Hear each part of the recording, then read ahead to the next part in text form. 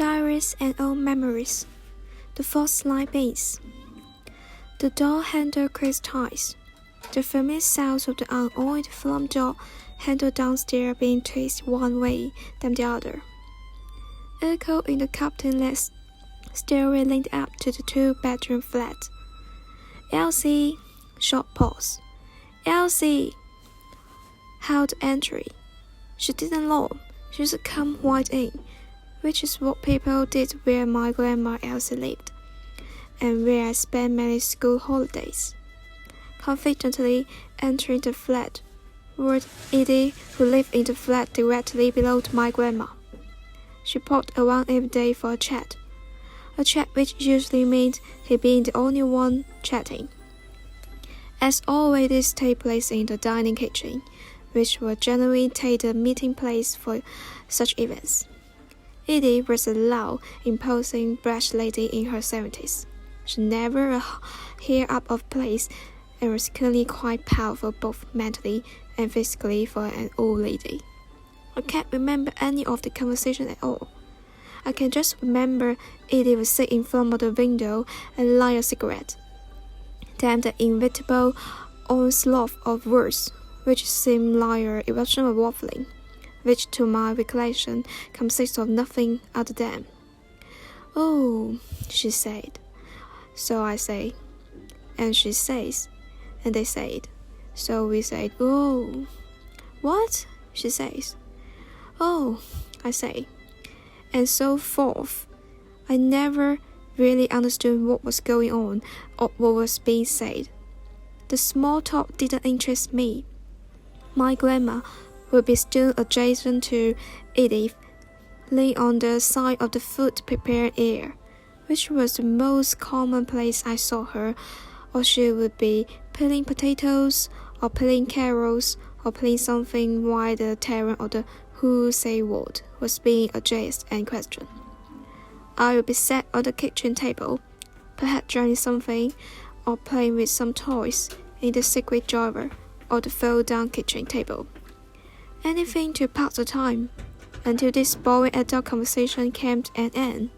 However, these were always fruitless wastes. Sometimes when the conversation was complete and Edie turned her attention to me, I might be in a huge old 2 shining coins for a lolly or sweets from the post office across the road. When she finished the local gossip, she would address me loudly with the usual, "Now, you little bugger, what you been up to, huh? But splendid mission and it." She shouted at me, in a close and warm but seemingly aggressive manner. Then changed her tone just a bit. "Here's 10 pence. Go and get some sweet, but I'm watching ya." If it was last day of holiday there, I might be in 15 pubs. There was a large denomination coin at that time, and for a 7-year-old boy, there was a vast sum of money. I remember once, when we were in the town, Grandma readily took me into a pub, and I saw Edie work there on the bar. This seems like an old memory now, as she was clearly too old to work, unless rules were broken down, or she couldn't live on her state pension, or was working because she was bored in retirement. I can't imagine why she was there.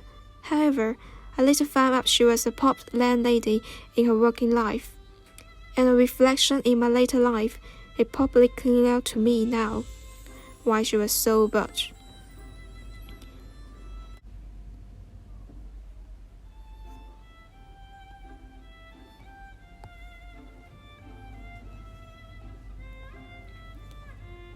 When talking about Edie, Grandma would something sigh or say, "Oh, she's rough," but not in a nasty way. I was never sure if she liked Edie at the time, though I think that I thought that she probably liked the fact that Edie liked me, or her other friends never bothered with me to the extent that Edie did. I think Grandma probably thought she was a bit posh and overbearing and a bit much, but Grandma liked her in small doses.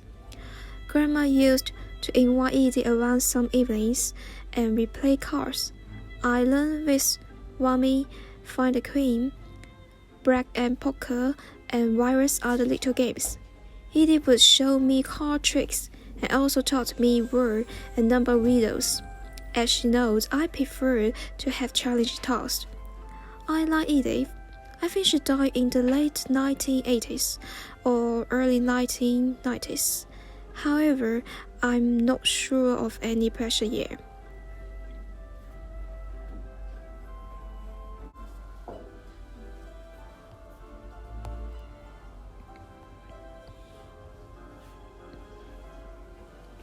Going to stay at Grandma's house was a trip I made throughout my childhood. Most often it was during some of the school holidays, and occasionally at weekends. We didn't own a car, and my grandma could drive anyway. She had never been able to drive. Where she lived felt like the other side of the country. The journey involved a 15-minute bus ride from Mum's flat in Sheffield into the town, then a walk to the bus station to get the 2-hour X33 coach January to Dewsbury, where we could wait for another bus to Myfield, where she lived. The last section of the January was the backs as the buses there were sporadic like they were at the time in Sheffield, where you would just wait and hold rather than any kind of order. The local buses went so promptly that however many minutes grandmas knew that the next bus to Myfield would be, could be time spent getting some last-minute shopping in, buy some milk. You either got a Lone Star Bar double-decker bus or a wood screen color coach, but as far as I recall they both charged the same. The last bus journey took about 20 minutes and ended in a short walk to her flat. As soon as I got off the bus, I would recognize the local smell. It's one of those distinct smells which, when you smell again, instantly promotes a distant memory. Even now, years later, I can still smell it by just thinking about it. It's difficult to describe smells. The closest way that I can think of to describe the smell in Myfield was kind of clean country air, mixed with hint or horse shit. The farms were nearby, but just far enough away that the smell wasn't too nasally intrusive, though I recalled. I didn't notice it after a short while. It was just a different smell and just became normal. She lived on the main road, but given that it's a small town, it was nothing like the main roads in Sheffield, and it wasn't particularly considered as dangerous. For a young kid, her block of flats looked huge to me, as if to contain lots of flats. But when visiting there years later in my early 50s, they looked tiny, and in reality only had about 6 or 8 or 4 self-contained flats. Everyone knew everyone. In the mini estate apart from one particular flat, I don't know the same of the people in this. Not I did everyone see anyone live there. I also don't recall during all the old folks, neither anyone ever mentioned them. I wonder whether there was some kind of old people's constitutions to ignore them. Perhaps they were considered outsider, recently realized old murders. Perhaps they were just dead or no one bothered to check.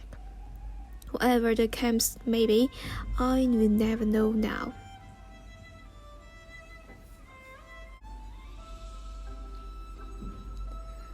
Myfield was quite a peaceful place.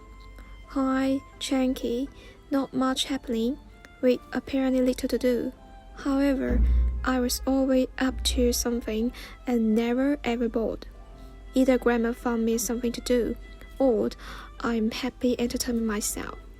I never had any need for other kids or people around me. Luckily, really, as there were virtually no kids anywhere, lived near my grandma's place. Other than one girl, Susan. She was roughly the same age as me, and we first met at about the age of 6 or 7. I think they only lived across the road for a few years, as I don't remember them being there before this age, or perhaps I was too young. We should go wash up to play on the rag.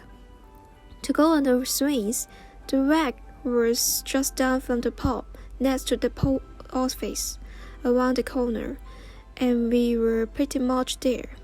Or if we had any money, we could go to the post office and buy some sweets, where we giggle at the postmistress, who, nice as she was, looked funny to us. She had her dyed jet black hair, and in the style of the Queen, and wear makeup that made her look like a kind of girl's doll. She was always nice to me. Outside the post office was a tumbling 2-penny sweets machine, where you put in your coins and turn a mechanic type dial, and your 2 or 3 sweets would drop into the compartment behind a flap below. We once get some of these sweets and chuck them in the mud. Then we place them in the machine, dive over the wall upside, and waiting until some unsuspected kids took our mucky merchandise. No one did, because there weren't any kids around, so that game didn't last long. Sometimes her mom would invite me around for tea. They lived in a terraced house that you entered through the back. The whole living area was in one room. As far as I know, the back door entered the kitchen, the dining room, and the lodge, and all in one. I've never really considered the configuration of the rest of the house, until one day when Susan's mom asked me to take a cup of tea to grandfather, with her aiming in the general direction of a door in the corner, which I never seen behind before. My attention was grabbed with this idea of whole new world opening up. First, I didn't know there was even a grandfather, and second, it was the first time that I thought anyone about other rooms downstairs. Susan looked frightened, but giggled and said, "Come on, I'll show you where." She opened the door into the hallway, and on the left was grandfather's doors. She opened the door, and it was like walking into a time warp. It looked like an old Victorian room that I've seen on the television. It was quite airy. It felt cold, though perhaps only in looks. It had an old wooden cupboard, a single bed, an old-fashioned clock on the mantelpiece, a television in the corner, and there in an old armchair faced the TV sat the elderly man. He was wearing a white shirt and tie, brace, and smart trousers that appeared to be close his chest line. He didn't acknowledge our presence. He just sat blankly watched the television. At 7 years old, the sight of someone with such length of movement seems quite scary, and if not for the occasional whiz as it hold. He could have not been alive for all I knew. He was probably a proud man once, and he was living his day up still dressed well, and probably knew no other way. Looking back, no one only concealed that this day he would have been a man who spent this part of his life in residential home. Back then people looked up to their familiars. Maybe he was content in his own world. He didn't look unhappy. Susan moved away when I was about 9 years old. I never saw her again. I wonder whether she remembers me. I don't even know if I ever knew her last name. School terms and hence holiday times were different in Mudfield in relation to Sheffield, so occasionally I would see kids walk down the main road after their school times. I can't remember any other children living or being around the area right up until I stopped going there. I do remember one occasion we was playing in the wreck. A group of boys were sitting on the swing at the bottom of the enormous grass hill. I approached them with my football, and the group was about 5 or 6 in number. They were slightly older boys than me. I remember hitting somewhat at playing football, and although their reception wasn't hostile, I do remember that gave me the impression that told me to fuck off. I told them I was from Sheffield and that they want a kick about with their football. To which I got the response of, "We don't play football round here." What was verbally exchanged from this point, and up to my departure, I don't recall, but I do remember the end of the conversation, which was them walking off, calling me a liar, and they don't hang around with liars. This was response following my informing them the bus in Sheffield are 2 pence per journey. At the time it was 30 pence in Murfield. Rather expensive for the time, I think now. What possible reason for this subject to have been discussed also eluded me, but I wasn't lying. It was 2 pence on the bus in Sheffield. The only other exchange with local kids I can record, again, I would have been about 7, was when I was playing outside the front of the flats along the main road. I have acquired a considerable length of electrical cable, and was stuffing one and down a gas-made grate. It must have been around 4 o'clock, as local school were just finished. The kids across the road were shouting at me, asked what I was doing. I answered that I was checking the water. "Why?"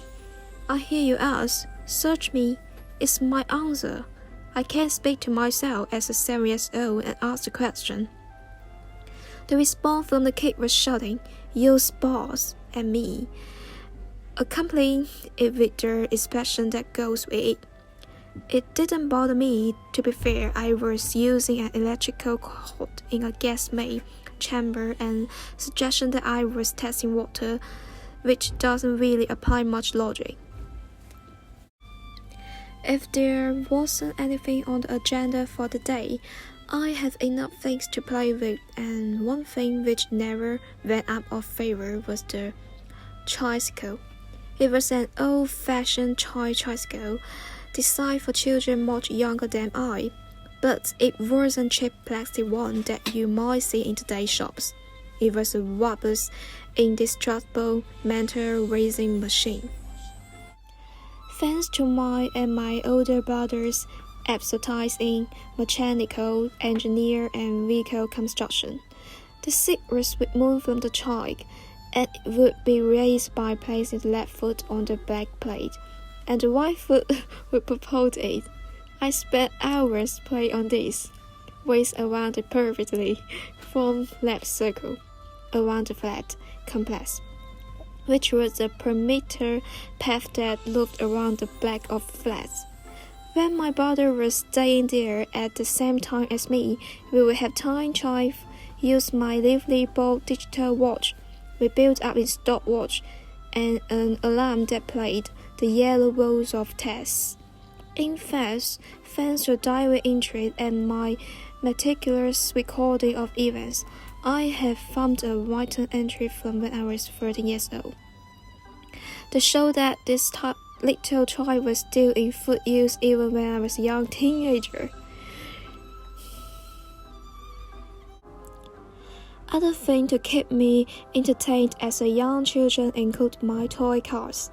Now many young kids like toy cars, and I was no exception. I have an added bonus at Grandma's house because her large carpet was designed in a kind of grid formation. Each square was separated by a strip which matched the exact width of the standard toy cars. This led to all sorts of possibilities for road networks, small towns, etc. And I built towns in the lounge. I prefer the boxes in my collection, and this formed the base for my dream job at the time, a bus driver. Due to my grandma finding me things to do that were more complex, I was also perhaps the youngest person I would ever know what could foot the law and completely use an Edgar single-tethered swimming machine by 7 years old. What with the tri-ways machine, my car, and my seemingly useless ability to see, I was pretty much content. However, things took a dramatic turn in 1982 when my brother no longer wanted his record player, and this means this old record player he had was begging for a new home. It was finding a home at Grandma's. It was a 1960s density copy, turmoil, and since I only had one record, a few times a week, Grandma would announce that we were going into town. I preferred it when we were going to town. My favorite was an uphill walk. Then walking through there were seems like hundreds of paths and journal that seems to take forever. Then just as I have enough, we exit a tiny path. We greeted with the busy high street, which was my field town. Everything was laid up in one street. It seems busy, loud, and none of the shops sells anything that I wanted. My enthusiasm for the day up in town was far greater. The trip to Dewsbury was on either Longstop's bus or a cream cloud was single trip, which ultimately went over 20 minutes from just down the road from the flat. The journey was about 20 minutes into Dewsbury and took us down the hill, past the old Force estate and through an area entirely populated by Asian people. Along the main road was looked to have lots of all these mills on the other side. When we arrived at the new Dewsbury bus station, it entailed a pedestrian shop area. Lots of town was pedestrianised and is made from more enjoyable visiting. We were generally started by heading to the market area, which was enormous. But on the way to the market, I would rush to go what was a large cardboard board information stand had a game on it. The council board had a map of the town centre on it, and a whole host of buttons below the map, which were within my reach. The game at the time was to press the buttons one by one, until you find a bulb that lit up on the map. I found this game fascinating. There was only one that lit up.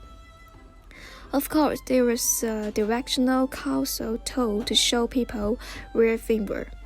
You press the button that say Tom Hall, then the Tom Hall bulb would light up on the map, indicating where it was in relation to your position. This was obviously improved recent time, as the cursor were clearly lacked in replacement bulbs. Very few words, as I recalled, so the game was find a place where the bulb still lit up. I have no interest in where the location was. Tips to Dewsbury were typically quite similar, as Grandma knew all the shops that she would need, including a great little sweet shop. The trip would be quite rootless and regimented, and Joey started in the market. We would arrive in the market to a hive of activity. I remember two things about the market. First, the smell. Second, every store seems to be sell little handbags, little coats, little wallets, little purse, or Asian electrical equipment, especially radios, and also fish, which I despise the smell of. There is one exception to this fold. I knew for sure that one of the stores in this leather and fish smell place were stores that sold Star Wars figures. This was a definite plus point, and this knowledge added like a physiological nose clipped to the fish smell. Star Wars figures were expensive, and not something I could get my hands on at every visit. But similar to visit to toy shops as kid, one can easily enjoy seeing what's on the market. One figure that wasn't available in Sheffield's Redgate toy shop was Bobo Fett, but to my disappointment. Dewberry's offering were not better than the offering in Sheffield markets and shops. I had to get this figure. The advertising campaign from Star Wars had penetrated my subconscious mind. I could only credit my grandma's incredible patience as she took me on a date after other times to try find one there. We went to Wakefield, Hartfield, Batley, with no luck either. The bonus from popping into Battery was that my grandma's farmer, explorer Fox Biscuit, were based there, and she was allowed in the stuffed shop for discount goods. Despite me not have a sweet tooth as an adult, I would happily eat my way through as many Fox biscuits as I could eat when I was young. As an adult now, it reminds me of other collecting items like football stickers. There were always ones difficult to get, as good market and more profit doing this. Whatever the day had in tide, late afternoons and evening were pretty much the same thing. Grandma cooking a home-cooked meal from scratch, and me playing in the lounge. We almost always had proper dinners. It was always followed by some home-baked pie, from presumably endless supper of blackberries that she had stashed somewhere. Blackberry pie, blackberry jam on the pie, blackberry juicy with blackberry flavored sauce, etc. We would eat our tea in the lounge while she watched Cotswold or some other soap or variety show that she liked. Sometimes, if we have a light tea, we walk down to the chippy where the band shop store, where we drop some disposed bottles. It was down the hill, past the old Force estate. Then you could see it, a small brick hut-like building stood completely alone and seemed out of place. Wow, the chips was nice. The chippy really was a treat. I didn't mind the smell of the pot of fish and chips place. I just didn't like it. I didn't like the texture. When the weather was nice, we could go to blueberry or blackberry picking up in the fields, just a short walk from the flat. And much like Sheffield, my field had the bonus of being very close to the countryside. You must have collected a lot of berries, for the number of pies that were made by Mom and Grandma. There were few houses up there, and occasionally Grandma would knock on the door of one of them, and would come Auntie This or Uncle Dad. It was my grandma's brother's son's stepbrother's Mom's half-brother's daughter, if I recall correctly. Blimey. I don't remember much about anyone up there. The only part of the conversation I can ever remember is the standard. "Oh, look at you. You have gold. Oh, look how tall you are now." Which, to be fair, I always say now to my friends' kids when I will see them after a long time. I think it's Ben, Amelia. We sometimes went down to see Grandma's brothers and his wife, down in the old Forest estate. They were nice. They were nice and had a car. This always held my attention and would ask my great uncle everything about it. It was a white Vessel chariot. One final memory from my grandma's flat was a cupboard in the corner of the kitchen. It was a topped cupboard and I could reach it when I was young. When I looked in there after climbing on a chair, there were countless tins of foods and packets of this and that. All of these were very old, and she never ventured in there with cooking to my knowledge.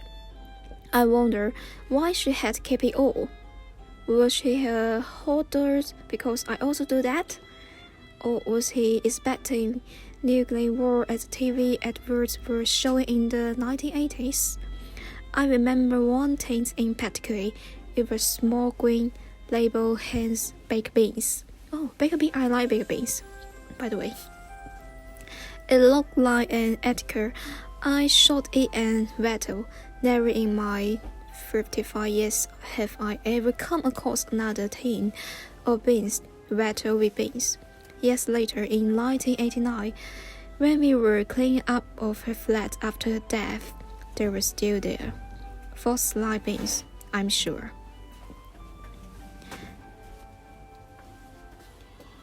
I was talking with my mom about Grandma, and I mentioned that I remember being at Grandma's friend's house on some occasion, and the topic of their Asian in Redlands Fort sometimes came up in conversation. Some of the old folks live in nearby would say, "They're everywhere down there." This was the first time I heard anything like this.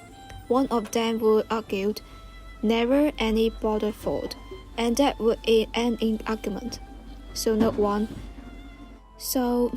one I knew had any issue.